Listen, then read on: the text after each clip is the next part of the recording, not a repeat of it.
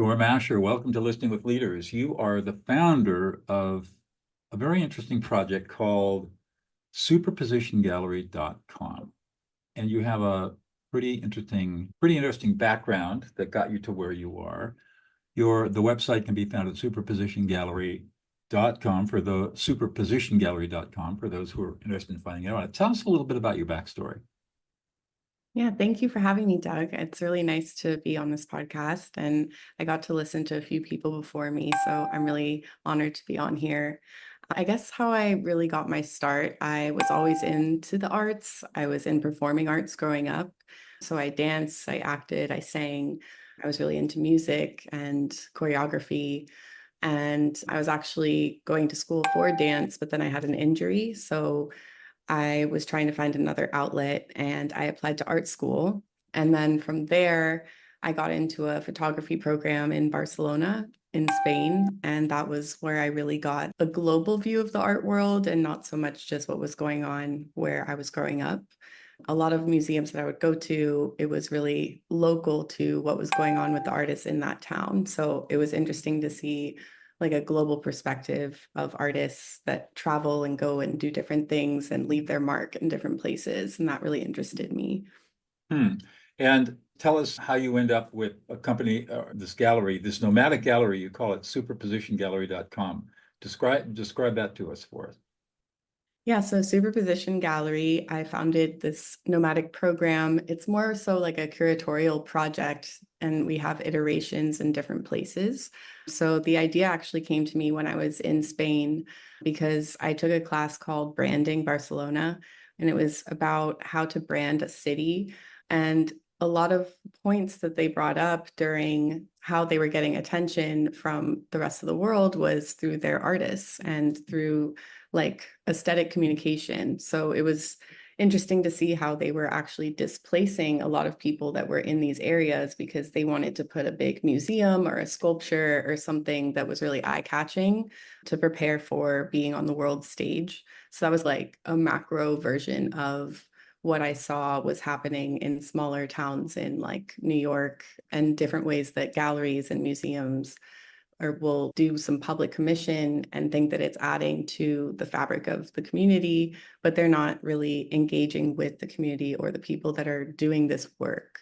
So my whole idea with the gallery was to have an endpoint where I could still participate in these types of things, but not participate in the gentrification aspect of it, and also not displace people and really have them engage. The whole concept is really based on traveling together, engaging with the people that are already there, asking them what they want to see, and also revisiting places from diasporic communities. We recently went to the Dominican Republic because an artist of ours is based in Miami, but her family is from there. So she got to show work that had these ancestral ties to a place that she just revisited in her own timeline. Yeah, we're really interested in those types of site-specific projects.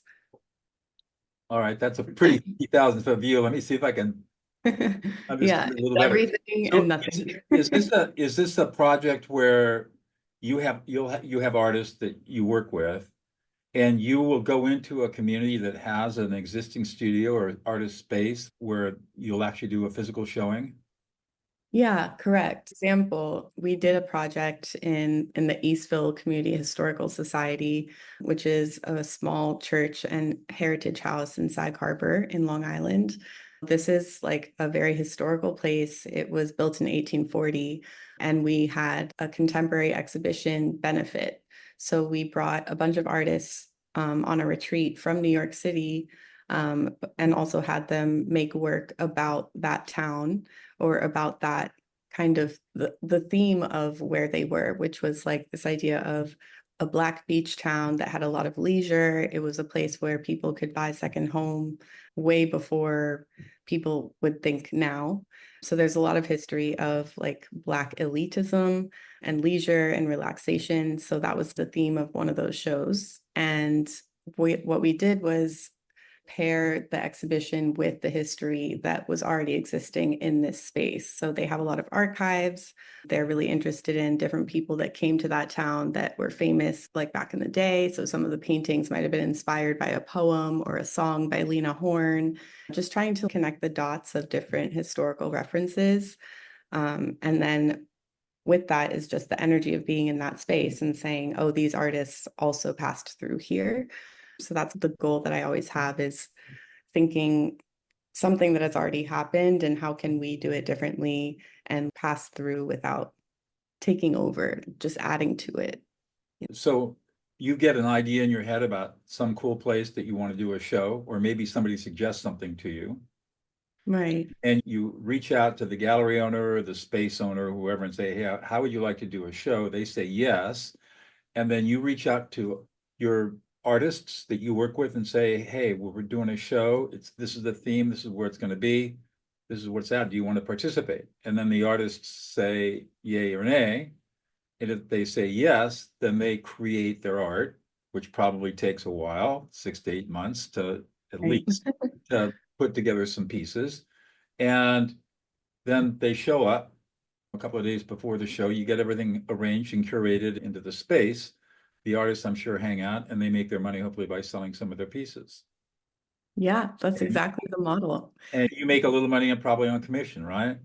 Yeah, correct. It's the same model as a gallery if we had a brick Okay. and mortar permanent space. It's just that there's a lot of in between stuff where I'm meeting a different landlord or a different organization Right. committee every time. So the back end is a little different, but the front facing stuff is for a collector, an art enthusiast, you're just meeting us at a different address this time.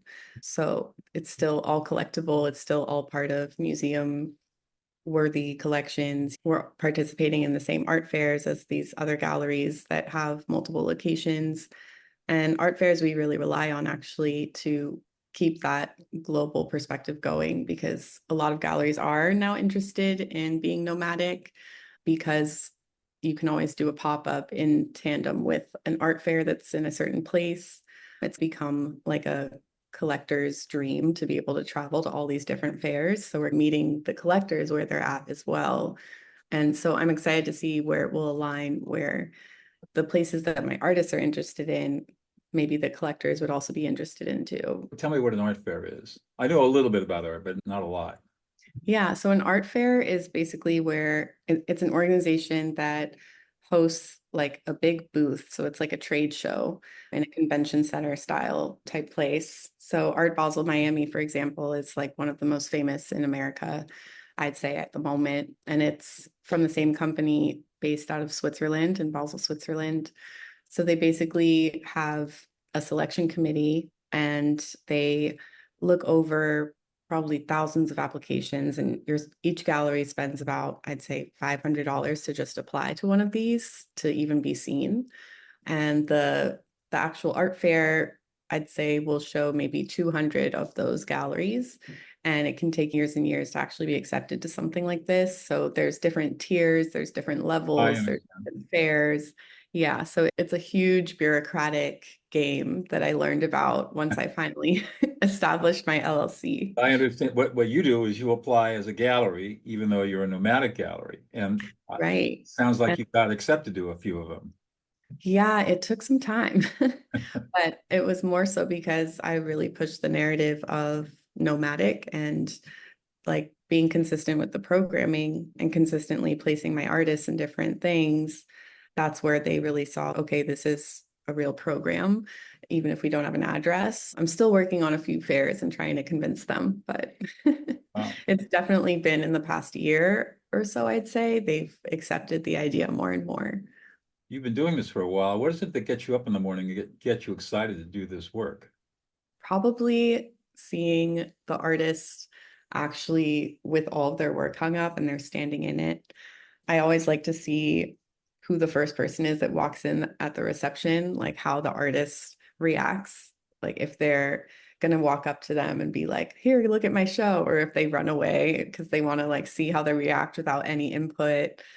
That moment is always really fun for me because I love to just see like the culmination of all this back end work to know it's actually about when the artist sees that they've put something into the world and somebody's looking at it for the first time. And I feel that right now because we're installing on Wednesday in Governor's Island. Yeah. Governor's Island, New York City? Yeah, so we're actually getting a bunch of ceramics and photographs on a ferry Oh, is that on right? Wednesday morning. Yeah.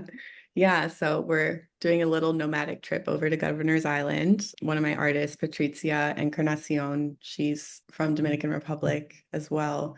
And we met when I was there this past year, and she is showing a bunch of photographs and sculptures and is really interested in diasporic connections as well and travel. So it was a really good pairing, I think. Wow. Yeah. So when you look at all of this, and you've been doing this successfully for a number of years now, what is it that you think is unique about you as an individual that you bring to the table that has made you be successful at this where maybe other people wouldn't be so successful? I'd say probably that I'm kind. That helps. I think a huge part of it, and I really give props to both of my grandmothers. They just never get mad. There's always a solution, and they're the ones always smiling, even when things are heated at the rest of the table. And I'm really glad that passed down to me because I get a lot of anxiety. No doubt I freak out about stuff, but I'm never like angry or wishing ill on something like Mhm. yeah, like I want the situation to be resolved. I think that type of resilience isn't just about, oh, I'm tough or whatever. It's okay, but also chill, like relax and be nice. And this isn't the end of the world. Like we are working in a luxury market. Yeah, that's definitely what's helped me. So you do work with the patrons, the collectors who are generally have more money than most, and they have passion about art. I suspect that you've learned how to be a pretty good listener. Tell me how you develop your listening skills. Yeah. One thing I will say is that names are really difficult for me. So I've made it like my passion to know artists' names because when you think about listening to a collector, if you just go to a dinner with them and they're just riffing off things that they know about, you take note of it so that you can bring it up to them later as, oh, I was paying attention that you care about this artist. So that is something that I had to rewire my brain to learn because that's something that isn't good for me. But I think also paying attention to just what makes them actually react. I go to a lot of studio visits with collectors and a lot of different events. So if we see a performance or if they have a reference to something, I'm always interested in like how they're connecting their own personal art world to like how I could see how my artists fit into that. So you're listening to learn. Yeah, And definitely. what you're interested in is learning what are the collectors interested in, what's their current passion, what gets them excited, and Absolutely. and then you're constantly thinking about how can I help them, how can I fuel that passion and feeling of satisfaction and pride through the work of the people that I know, my artists that I represent. Yeah. And it's also listening for similarities in what the artists are saying and what the collectors are saying, because they're Mhm. not really talking to each other that much ever. And it's a completely different system right now with Instagram. But I think a big part of being this type of liaison is like the way an artist would speak about their work may not be the same language that a collector would speak about it, but there's points that are there that would make them really click and would make the person really love the work and would make the artist really love that their work is hung there. But maybe they just don't have the same type of vibe, So right? how do you bridge that gap? It sounds a lot like what I do as a peacemaker and a mediator. There's no real peacemaking. It's more so just he wouldn't have said it like that. And Right. he probably would cringe if he knew that's how you describe his work, but I know that you love it. The point being that you've got people with have different perspectives on art, the creator and the consumer, and Yeah. different ways of experiencing it and different ways of expressing what their experience is. And somehow you're able to somehow create a bridge between the artist and the collector so that they can have a shared experience. That's what I'm hearing from you. Yeah, and hearing you say that out loud, it makes sense because I paint myself and I collect my artist work too. And it's just like code switching even for myself. I live from my studio Like I live in my studio, I work in it and I paint in it, but I also sell other works from here. So I constantly have to put on different hats. Sorry, the construction, I don't know if you can hear or I not. can't hear a word. You're perfect. You're Okay, great. perfectly good. But yeah, just putting on these different hats has me able to also do that for the collector, for the artist too. If an artist is like, how would I word this contract? I'm like, oh, okay, don't worry, this isn't that serious. This is how this goes. This isn't that scary of language. Or for a collector, if they're like, what is this art speak? This isn't official or something like that. I'm like, no, this is part of like the archival history. This is the information you need to know. This is also what the artist cares about. Like it's like being a therapist, really. That's what it sounds like. Yeah, yeah. But it also sounds like you're working both sides of the deal, right? You're working with the artist, you can speak the artist language. You work with collectors, you can speak collector language. And you help them listen to and understand each other, even though they may or may not speak to each other. But through your intermediation, there is a relationship that's created.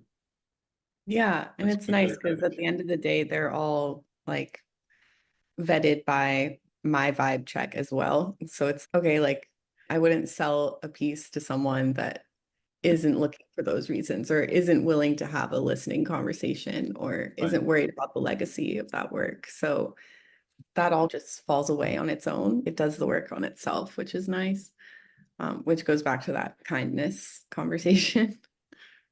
What have you encountered situations where your kindness has not worked so well? I think sometimes it takes longer, but I don't really mind because I'm not here for a quick in and out. I'm not looking to sell my company Yeah. or, yeah, I'm here to enjoy it and to actually build these relationships with both the client side and the artist side. We're all growing together. So if anything gets that heated, I'll just wait 2 weeks to hit them up again. Yeah, we're all in it for the long haul. It would have to be like really bad for someone to never hear from me again. Yeah. And that I doubt that's happened very often. Yeah, and we're talking about art here. This is Right. supposed to make us happy. Exactly. It's an Yeah. emotional experience. I got to ask you, you've talked about kindness multiple times now. How the heck did you end up with a name like Storm? And kindness is permeates your life. Yeah, my dad likes comic books, and my mom said that she wanted me to have a unisex name Wow. because she wanted me to be able to get job interviews. So they wouldn't know if I was a girl or a guy before I Uh-huh. got there. But she also said it was very powerful. Everybody else just thinks that it was raining when I was born because it was in the middle of summer. I was a July Cancer baby. So it was like thunderstorming in Durham, North Carolina at the time, probably. But yeah, it's funny because most people are like, oh, your name is Storm, but you're so like not crazy. It's an interesting contradiction that Yeah. No, it's been fun to have the name because yeah. it presents a certain I'm here. So what do you do for fun when you're not engaged in artwork? Mm. I can't really think of much. I've been asked this question the other day by one of my family members, and I was like, I think it's really just when I'm visiting family, going home and just seeing what their lives are like because my life is so embedded in it. Uh, If I go on vacation, I also make sure I see some things that have to do with art. But I did start dancing again, which is nice. I was a little worried about getting back in the studio, the dance studio, because of my shoulder injury a few years back, but everything's been good so far. Good for you. I know what that's. I'm a jazz violinist myself. Oh, okay, cool. So getting work, doing the work, Oh, that's awesome. you never stop working at it. Yeah. Oh my gosh. I'd love to hear some stuff if you have. I'm not a performer yet. I've been studying for a long time, but I'm not, I doubt that I'll ever perform. I might, who knows? I have to find the right.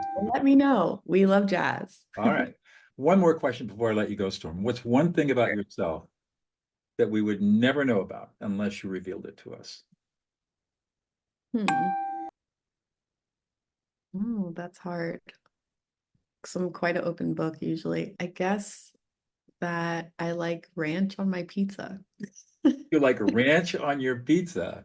That Yes, is unusual. but specifically pepperoni pizza. Ranch style dressing on the pizza. Okay, Yeah. that's a Yeah, culinary someone had a really oddity big I've never heard reaction. of before, so good for you. That's Well, all I could think of. all right, there you go. That's good enough. Storm, I've really enjoyed our conversation today. Thank you so much for taking time Thank you. to chat with me. Yeah, it's so nice to meet you, and I'm excited to see how this goes. All right, good for you.